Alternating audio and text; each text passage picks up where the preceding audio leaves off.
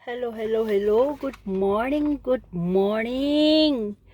Good morning guys. Ohayo gozaimasu. Andito na naman ang inyong lingkod, si Inday Mercedes.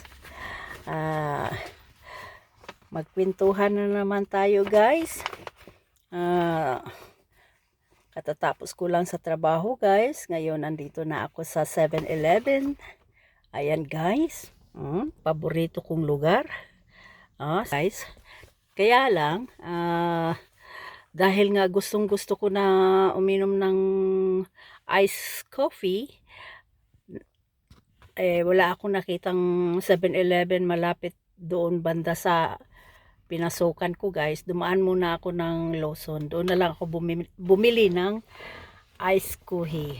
Tapos, ayan nga. Ayan yung iced coffee sa Lawson guys. Yan, binili ko dyan doon, iced coffee.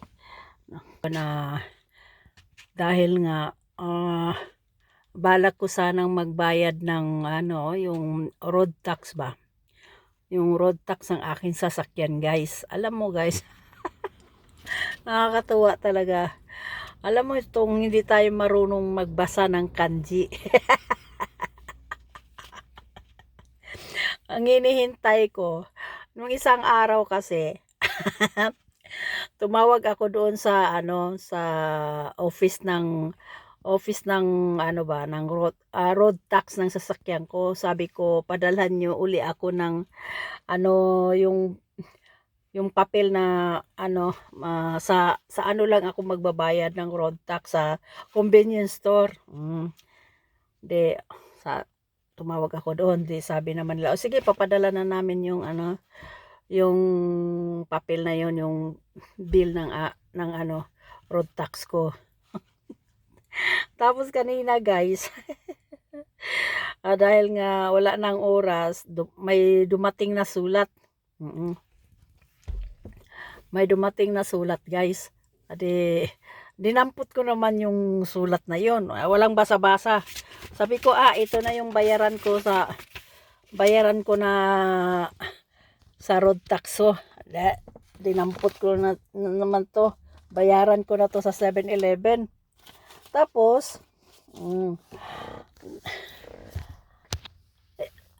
after ng trabaho ko guys, sabi ko, doon na lang ako magbayad sa 7-Eleven. Ito nga ang sulat na to guys. Itong sulat nga ito. Dito ko na binuksan sa harapan ng 7-Eleven guys dito. Ayun, di ba? Dahil dito ito. Binuksan ko na rito guys. Nakakatuwa. Hindi pala yung papel ng road tax to. Hindi pala to papel na road tax guys. Ito pala ay mayroon akong matatanggap na pera.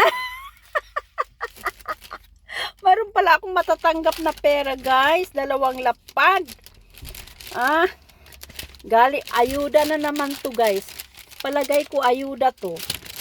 Ayuda na naman tong natatanggap ko, 2 lapad. Imbis pumunta ako dito sa 7-Eleven at magbayad. Ayan ang natanggap ko. Ano kaya to? Sabi may 2 lapad akong dala-dala ko pa naman yung dala-dala ko yung pera ko guys, pangbayad ng road tax. Ito nga. 5 lapad ang dala ko. 5 lapad ang dala ko guys. Ayan, 5 lapad. Kasi yung 45,400 yung road tax ko. So baling 4 na lapad at saka 5,000.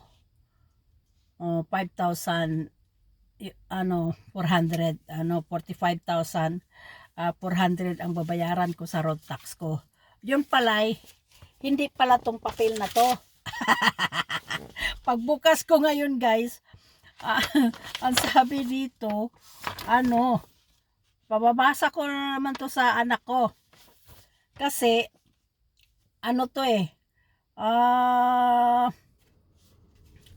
2 lapad. Ayuda to. Bakit may Ayan o, dalawang lapad o. Maniwala kayo para makita nyo. O, dalawang lapad. Dalawang lapad na naman yung aking, ang ibibigay nila sa akin. Ayan o. Oh, dalawang lapad. Hindi ko alam kung saan galing tong dalawang lapad na to. Pero pag mga ganitong mga sulat ang dumarating dito, ano yan, mga ayuda ng Japan. No? Pipilapan mo to siya. Tapos ano, yung ibalik mo sa kanila yung papel na pinilapan mo. May sample pa sila rito, guys, oh. May sample pa sila dito. Ayan ang sample nila, oh. Sample nila. Ito yung sobre, dito mo yung napilapan mo, dito mo ipasok. Dito mo ilagay daw yung ano. Ayan. Thank you, Lord. Mayroon akong ayuda. Hindi ko alam kung saan galing to. Pababasa ko pa kung saang department saang department ng Japan to galing. Kaya sabi ko, ayan, wala pa pala yung papel ng papel ng tawag niya nyan, guys, yung papel ng road tax ko, kasi pinadalhan na ako, guys. Kaya lang na naglaps